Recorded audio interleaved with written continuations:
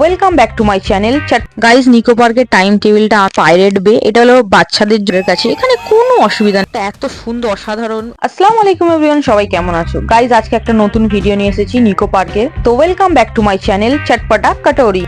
সকাল সকাল চলে এসেছি, আমাদের টিকিট কাটার কোনো ঝামেলা নেই, কারণ আমরা মেটিয়া পুরুষ থেকে টিকিট কেটে নিয়েছি।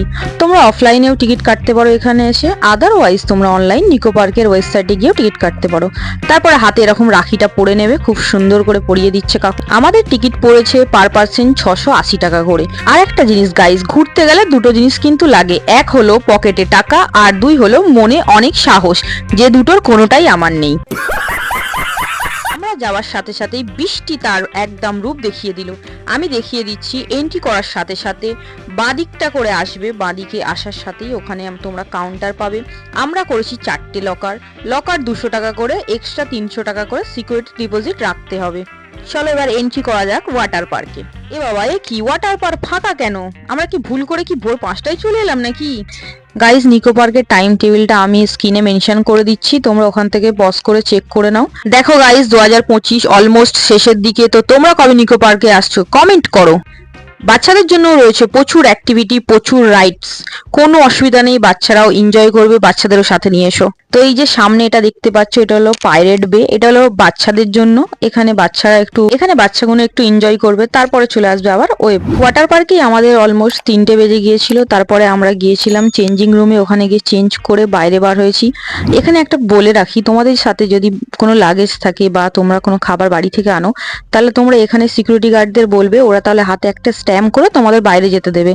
গাইজ, নিকো পার্কেও আমরা এনেছিলাম চিকেন বিরিয়ানি, যেটা ছিল হোমমেড, দারুণ খেতে।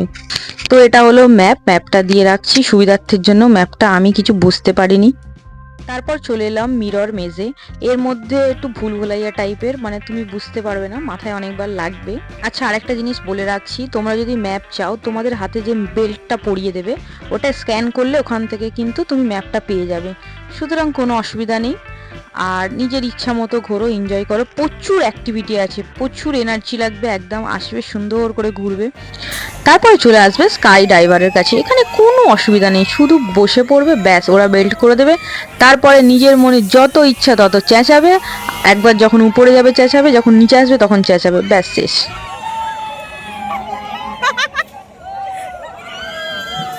তারপরে চলে আসবে স্ট্রাইকিং কার্ডটা, এটা দারুণ।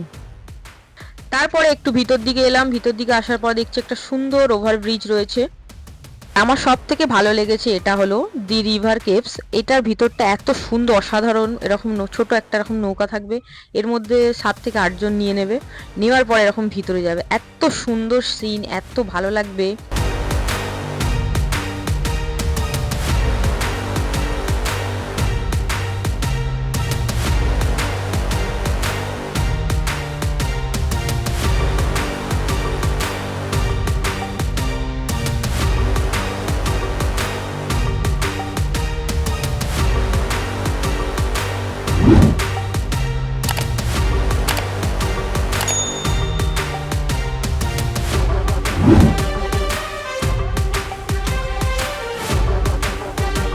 ফাইনালি চলে এলাম সব থেকে ডেঞ্জার রাইড, সেটা হলো সাইক্লোন।